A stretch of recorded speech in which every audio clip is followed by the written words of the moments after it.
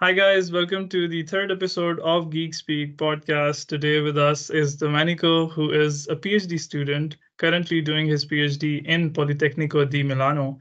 And he has very kindly agreed to share his PhD experiences in Italy with us. And we are so glad to have him. Thank you, Domenico. Thank you, Hafeez, for having me. It's great to be here. Awesome. So Domenico is currently visiting a PhD student at KU Leuven and has very kindly agreed to do this podcast. So thank you again.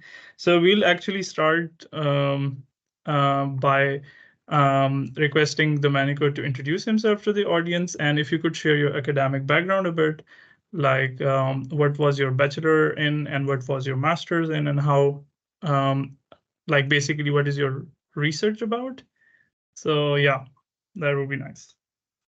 So, yeah, I'm from actually the south of Italy. So I spending my whole university career in Milan since the bachelor. So I firstly arrived in Milan in 2014, and I started studying into the Bachelor of Energy Engineering. And then after the bachelor, I got also my master in energy engineering too, always in Politecnico di Milano. And then around the end of the master thesis, I was offered the PhD in electrical engineering, because of the topic of my PhD is very close between energy and electrical engineering, still in Milan. So and I'm now at my third year of the PhD, and I'm now spending 6 months of visiting period here in KU Leuven in the research group with Hafeez. So that's how we met each other. And so I started my PhD at the October 2021, so right after the Master of Science degree. And my research topic is the optimal scheduling and control of microgrids, with particular focus on the residential environment, where the aim is to properly integrate the renewable energy generation with the electric vehicles needs, so the electric mobility. And the aim is to effectively achieve this integration in order to reduce let's say, the issues that can be caused to the grid.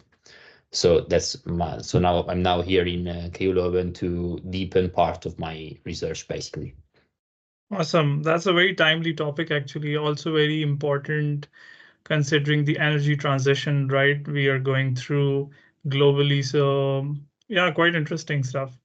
So, thanks for sharing. And then, like, just to get an idea, like, how did you arrive onto this PhD opportunity? How did you actually got this?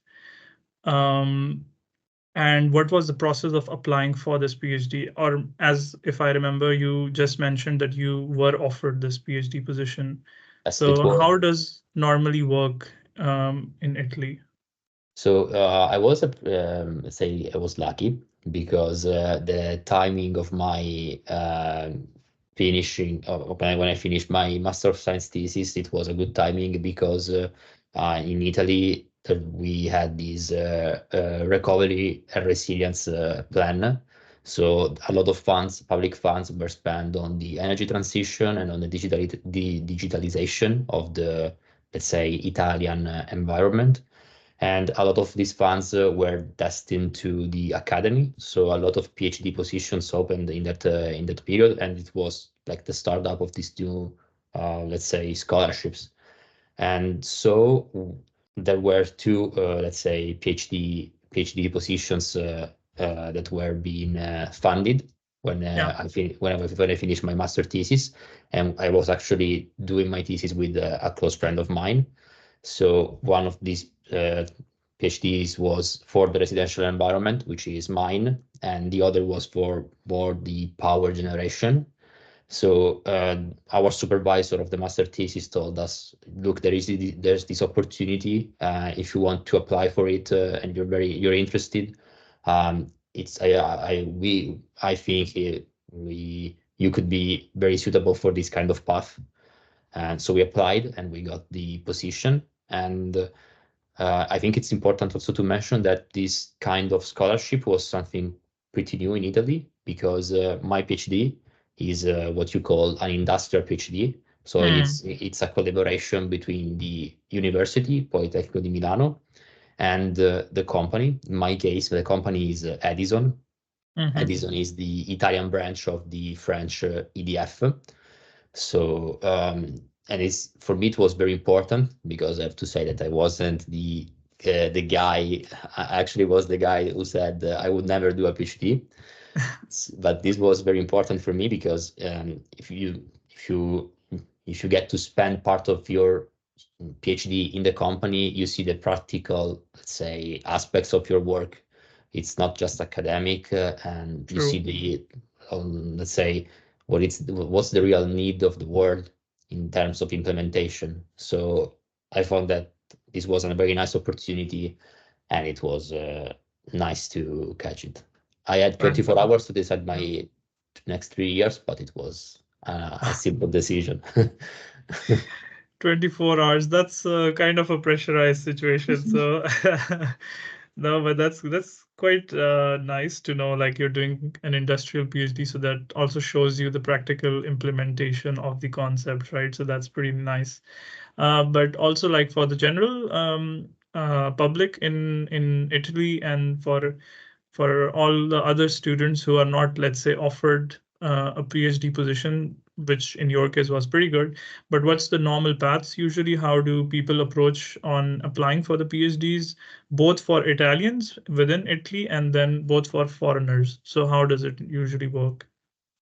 Okay, I think that typically what you can do is to directly write to the professor. So you know the professor that works in different research topics, and you just write them and say, look, I'm interested into finding a PhD. Do you have something available? That's Yeah. a pretty good approach. Or otherwise, you can just check the official sites of the various departments in Politecnico di Milano. Typically, they are posted there.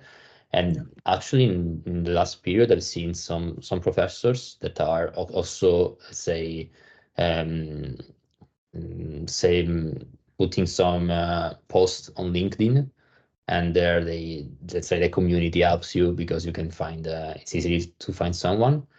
And this, I have to say that Politecnico is quite international as an environment. So you get PhD students from Italy, but a lot of them are also from abroad. And also during the master, you see a lot of people from other parts of Europe or the world too. So yeah, it's a pretty international environment from this perspective. Amazing. And then how is the language requirement like? Are most of the PhD positions like in English, or is there a requirement of Italian language also?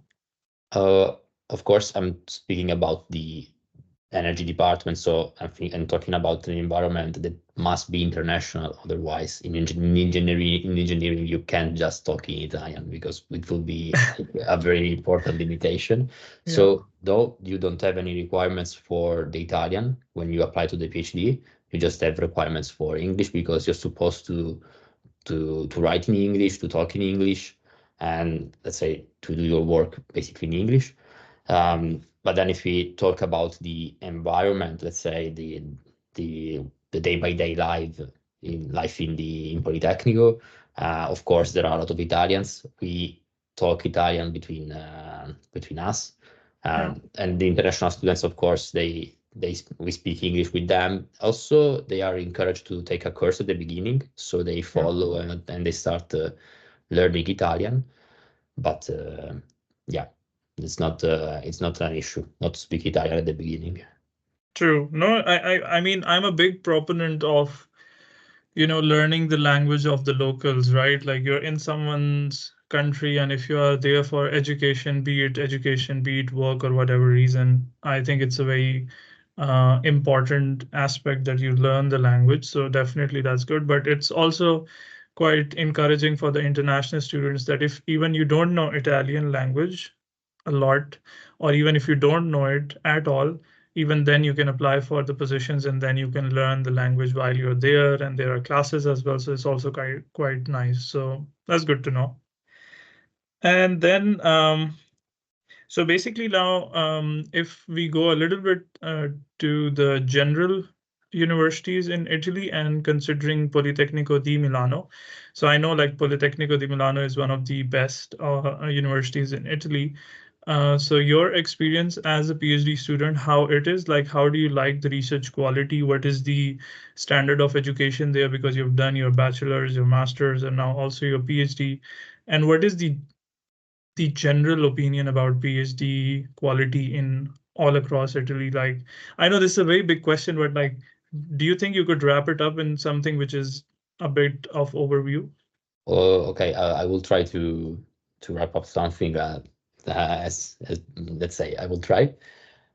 So yeah, Politecnico di Milano is quite tough, especially during the bachelor, where at the beginning you are like there's a lot of people, and you see that it's very tough at the beginning, and let's say this is aspect this is something that will let's say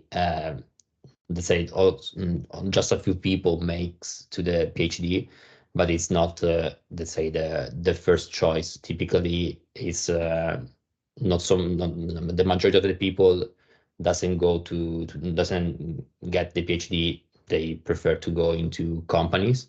Yeah, But yeah, just I think people who do a PhD in Politecnico di Milano, they are all quite good. Also because they must be really motivated to do it. So if you want, I can give you some infos, like in the context of Italy, of the PhD life, let's say. Let's say, um, for instance, a very big difference that I've seen between Italy and KU Leuven is that we are registered as a student, even in the PhD, while you guys are both students and staff, yeah, which that's right. uh, which means that you have like more, let's say, more benefits and the different obligations. But in general, this is not the best because the fact that you register as a student, it means that you get a higher scholarship, but still the scholarship compared to, let's say, the cost of life in Italy, it's not so good. But this is a general problem. Just to give you some numbers, especially in Milan, you spend like 60% of your salary to cover the rent if you're lucky. Otherwise, it gets you need even more.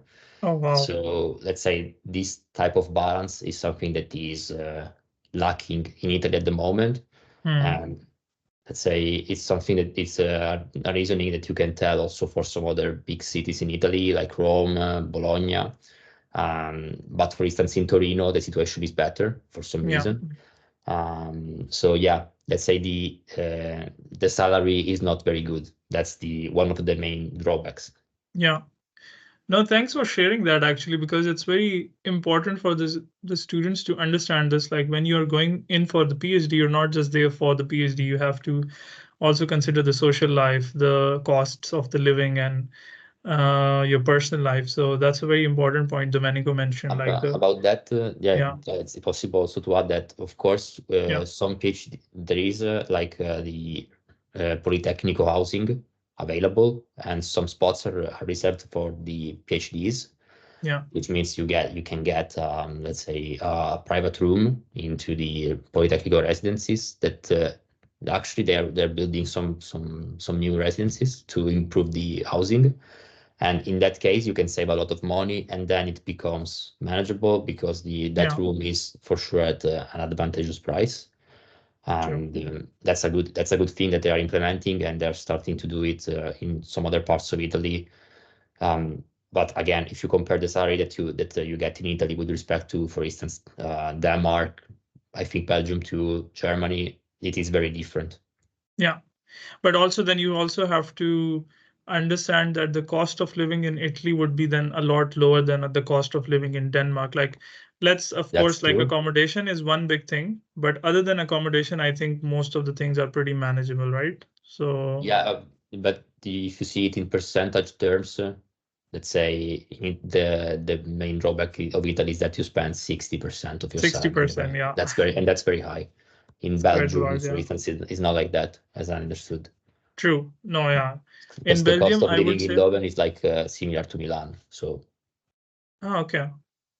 So yeah, I can just give you a number as well. Like in Leuven, I think you could spend like about you can get a decent accommodation by spending around like 30% of your stipend, or even a bit less or more, so something around that. So that's for sure.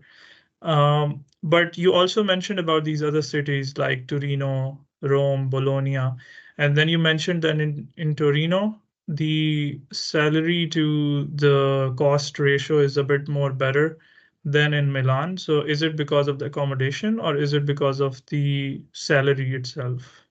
it's because of the accommodation. The Okay. rent price in Torino is lower than Milan, significantly lower.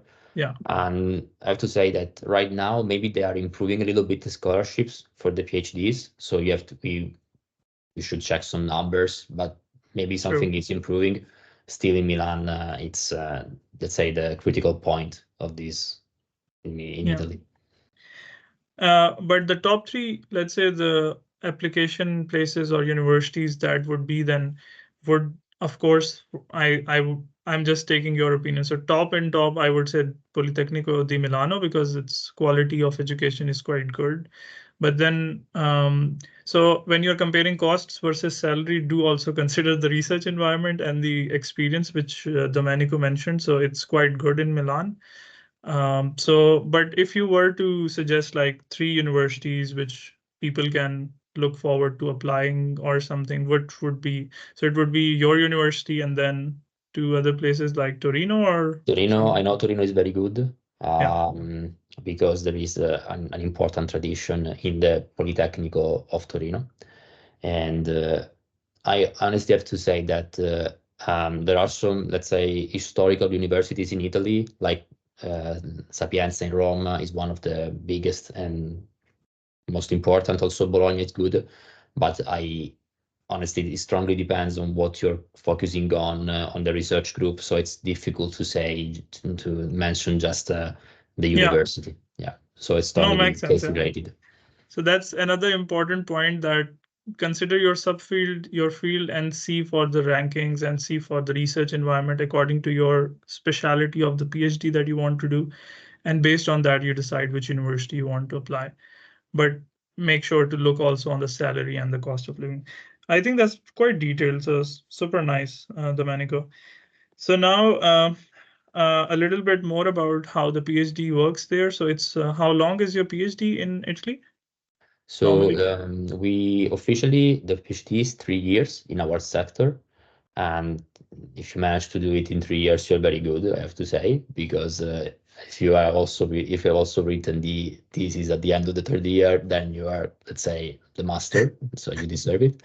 And so, yeah, typically you need 3 years and a half, sometimes four, depends Yeah, on how lucky you are. Also, because as you know, research is all about trial and error. So if you're lucky and to succeed, true. you can, let's say, save some time. Otherwise, it's fine to make it in 3 years and a half, even four.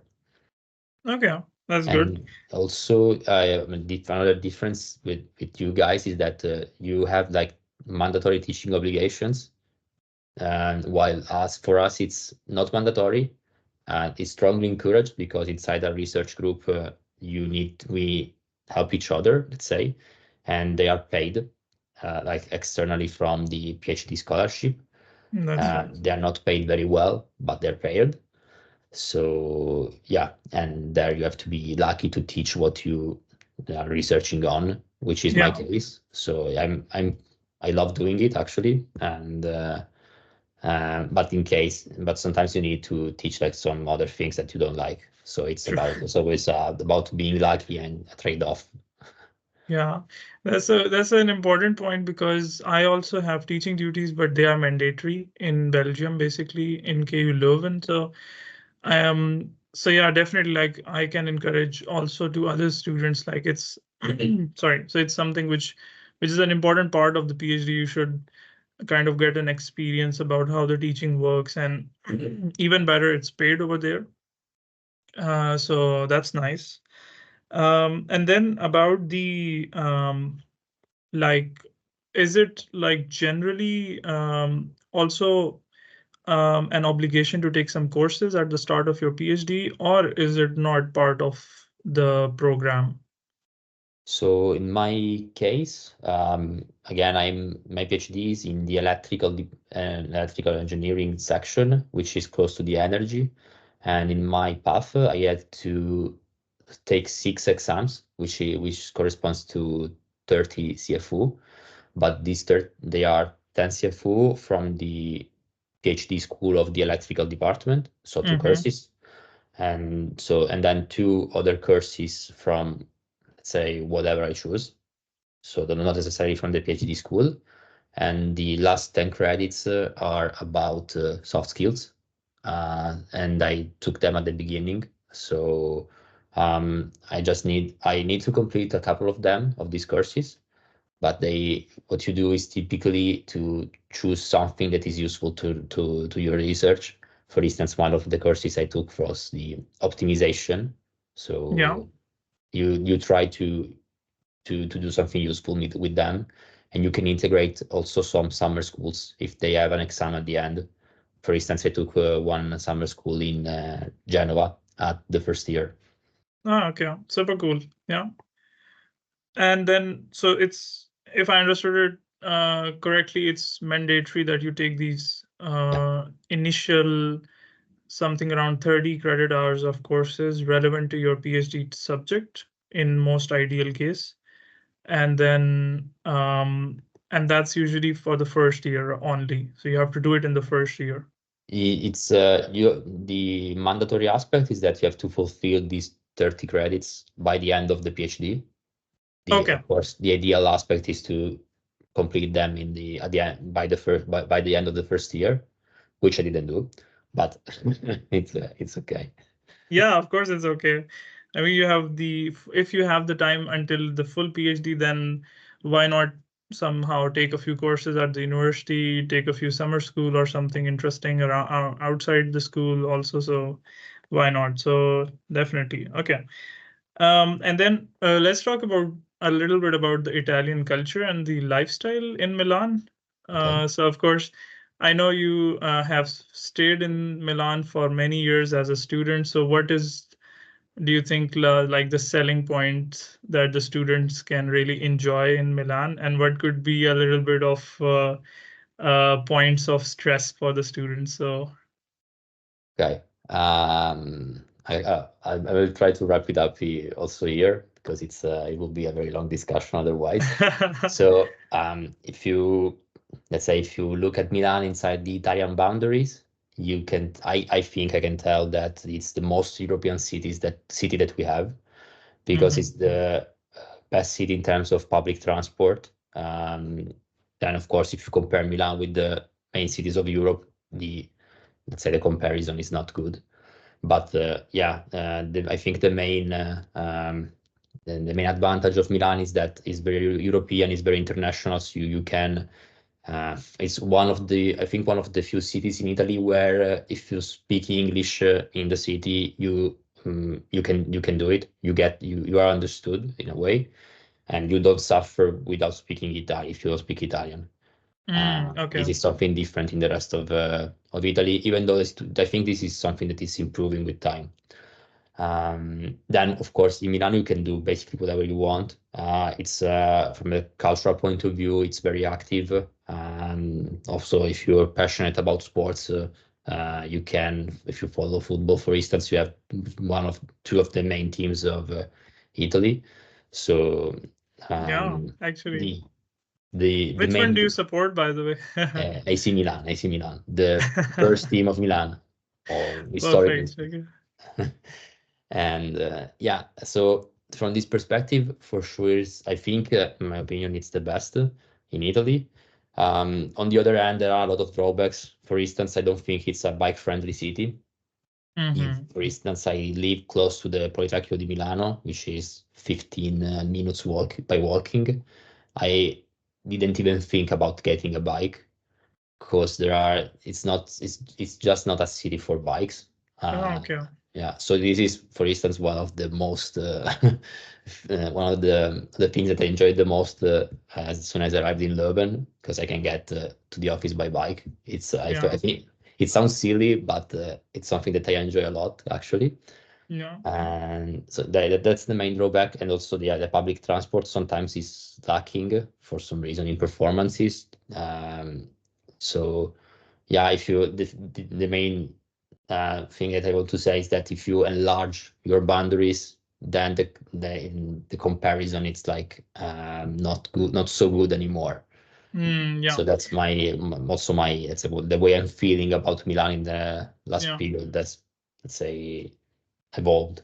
Yeah, but still, I think it's very honest opinion, right? Like, it's very European city if we consider the boundaries of Italy alone, right? Like, within Italy, it's the most international city, let's say, according to you, for the students, right? But also, I think like there are other aspects which I have found quite nice about Italy is the food. Like they have gotten, you guys have some amazing food, right? Like, and then also I think it's very like if you want to travel a bit and if you want to see the nature and it's so beautiful as well. So, I mean, these are also something which the students can really look forward to, right? So, Yeah, yeah, I should spend also some time about these aspects. Yeah, for sure. For me, I don't, I don't want to say that I give this for granted, but it's part of my culture. It's part of who true. I am, and also I am lucky to be from the south because I can, let's say, I visit the majority of Italy, so I know, let's say, the historical value of our country. The most amazing aspect is that you can get in few kilometers something very different. You can, like for instance, in my hometown, in my home region, you can get from the sea to the mountain into 1 hour and a half by car, which is Yeah, something that you don't see in all the places of the world. So yeah, the food is for sure amazing, very different according to the region where you are. true. So yeah, that's for sure. If you want to go to Italy, this is Great. something that you're going to enjoy.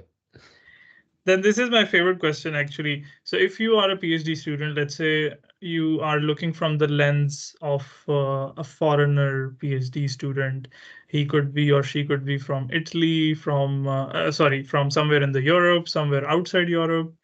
What are the three main pros and three main cons of doing a PhD in Italy at large? Or if you want to just keep it specific to Politecnico di Milano, or if you want to keep it specific to Milan, that's also fine. So how would you react to that? Um, nice question.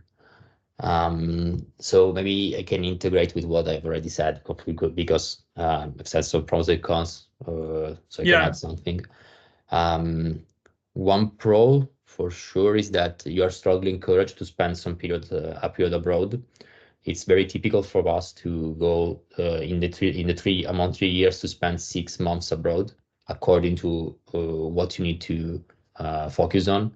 For instance, I'm now in Leuven for this reason. Some other colleagues have been to the US, somebody else to the UK. So it's strongly depending. You look at some research groups that focus on something, and you can contact them, arrange something, and there are some also opportunities to, let's say, to have an increase in your salary for that specific period to cover the fact that you're going abroad, so you will need to face another, let's say, a different cost of living. super So nice.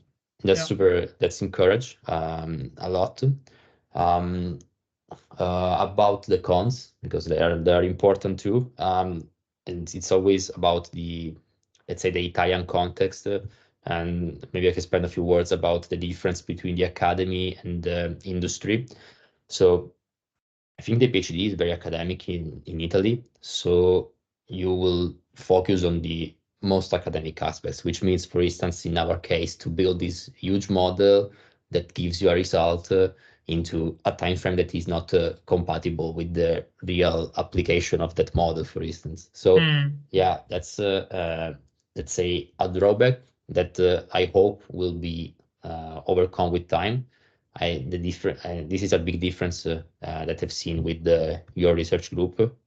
They are always say focusing on the practical implications of your work. So, and I think this is something very important.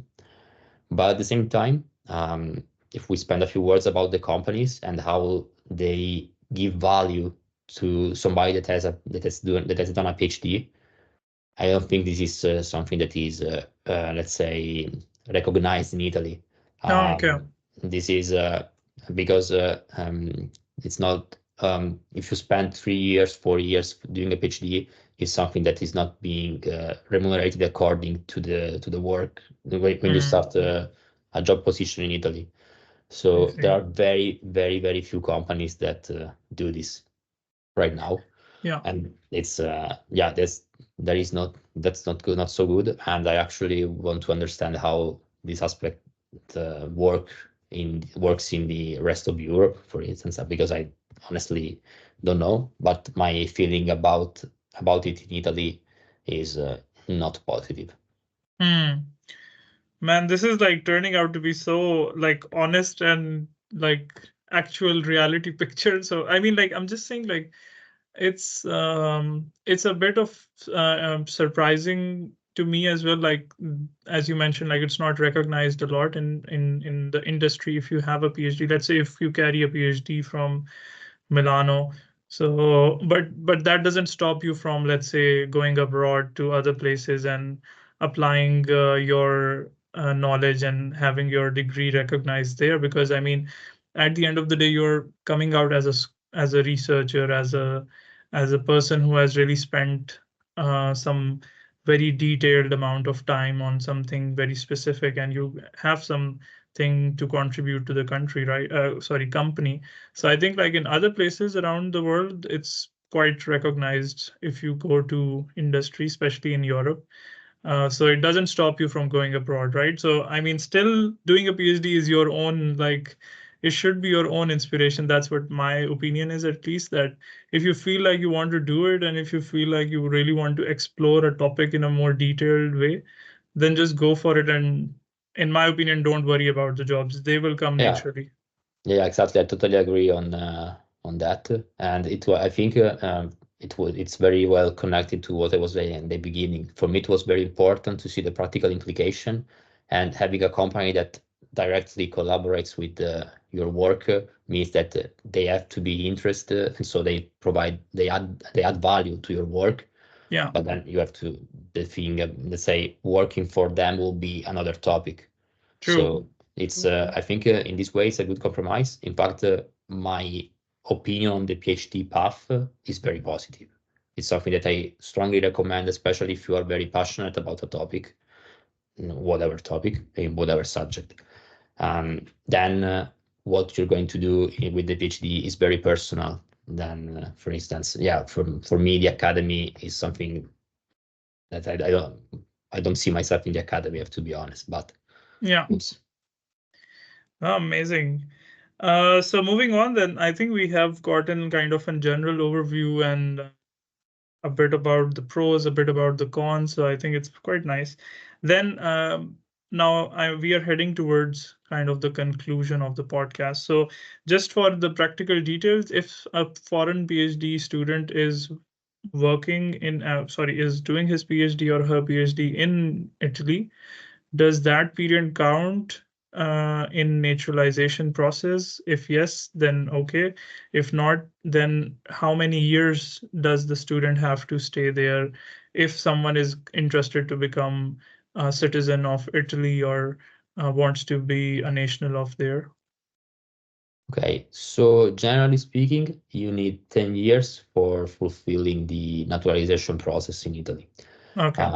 There aren't any, let's say, special paths for PhD students. It's just that those 3 years, 4 years count as 3 years or 4 years inside those 10 years to Okay. fulfill the Yeah. naturalization process. So I think this is something different from Belgium you were mentioning. Like Yeah. here they count double or something like that. So in Belgium, it's like if you have done your PhD in 4 years, then half of it is counted towards your work experience. But then the time to get naturalized is 5 years in total, Okay. right? So if you work on your PhD in 4 years, you will get 2 years of experience. Then you can work for another 3 years in the industry, and then you're already eligible for the PR and things like that, right? But I mean, it's good to know like it is counted in the naturalization process, but at the same time, we need to also understand that the timings are different for different countries. So in this case, it's 10 years long, right? It's 10 years. Yeah, typically it's 10 years. There are some exceptions, of course, like if you can, if you have like a second grade relative, so which means grandfather or great grandfather, Yeah, that is Italian, then you need just to spend 3 years or something like that. We should check it. yeah, In Italy to get your passport, and in Italy you can have the double citizenship, so you don't have to renounce to give up your, say, previous nationality. And last information about it, you need to show B1 level of Italian no, to okay, apply for the B1 level. citizenship. Okay, Of course, in 10 years, I don't think it's something very hard. true, true. Also because So we tend to teach Italian to foreign people because we love speaking it. yeah, yeah. Is it something like the French language thing around the day-to-day basis? Like you speak, you have to have a lot of conversations in Italian. So I suppose that's also a way to learn the language quite quickly. Yeah, yeah. I think we are very similar from that aspect. Although let's say in our day-by-day life in Politecnico, we try to speak English if there is somebody that doesn't speak Italian properly in the, let's say, in the lunch table. We are Yeah, not always doing it, and we're very bad about it. For instance, it's completely different from the lunch we're having in KU11, where everybody speaks English and not Dutch. yeah, yeah. But I hope we're going to get better. Yeah, I mean, when you will be having more international students, then it will sort of become natural Yeah. to speak in English on the lunch tables as well. But another important question, which actually I forgot to ask, and some students asked this from the last podcast, is that how important it is to have a supervisor that is supportive in the PhD journey, and how is your experience in that sense? Because when you contact to some supervisor, you also have to see the research profile, you also have to see the H index and things like that. But at the same time, it's also very important that you have a good chemistry with the supervisor in terms of the research, in terms of the work environment. So how is your experience in that sense, and how are the general experience that you've seen? Okay. So the general experience is very variable, let's say. I am quite lucky because, let's say, we are a group that in which there are, let's say, two full professors and one associate professor and a couple of associate professors, and each of them has no more than 10 PhD each, PhD Yeah, students okay. each. So they can follow more or less everybody, and what they try to do. Of course, you have the professor that is more, let's say, focused on the topic. So it's like the the the the optimization guy, let's say, Yeah. and then you have the other professor that can give you some advice about the track of what you're doing. So it's a good synergy in my case. I think it's working well, and it's how I managed to find the let's say my my experience here in Leuven. It was suggested by them. So my experience about it is positive. Not everybody are so lucky. There are, of course, some exceptions, as I imagine there are also Mm, in Leuven. It's very case dependent also, this true. aspect for yeah. Yeah, I think like, but it's important to somehow take a perspective from someone who is already in the group, or someone who is has some experience in the same department or the group, and sort of get an initial feeling about how would be the mentor and mentee relationship between the supervisor and the students going to be like. Because I think it's at least that's what I researched about when I was coming for doing a PhD, because I have seen so many experiences that not in Leuven, or not somewhere specific, like not in Milan or something, but I've heard in general some experiences in which the supervisors are not supportive, and then the students are not really happy, and the PhD is quite stressful and it's quite pressurizing. So I personally think that it's something which the students should look into before they are going to apply for a PhD, because it can really affect your work. So yeah. Also, yeah, I think a good approach could be just to see who's on LinkedIn, who is spending a PhD in a research department of, let's say, also somebody that is close to your topic inside the Master of Science. You can write to him on LinkedIn and have a discussion about it. It's something that I didn't do, but it would have been valuable at least. Yeah. So you can get some insights about the work-life balance, which is something that is now getting more and more important. Yeah. That's a great idea. Yeah. And then final question would be like, if someone is thinking to come to do a PhD in Politecnico di Milano, what would be your advice to the students? Should they like be should they really seriously consider doing a PhD there or in Italy? And do you really recommend it based on your experience? I know it's a very personal thing, but what would be your like kind of wrapping up advice to the students who are looking forward to do a PhD in Italy? Okay, so yeah, very, very personal question. Again, I have a positive opinion of my experience. So, and Politecnico is a good university. On the other hand, my experience was too much focused on Politecnico because I've done Bachelor, Master of Science, and PhD. And I didn't mention this at the beginning, but this is my first time abroad in spending a longer period abroad, because Yeah. I had to spend a part of the master thesis in Norway, but then for the pandemics, it was cancelled.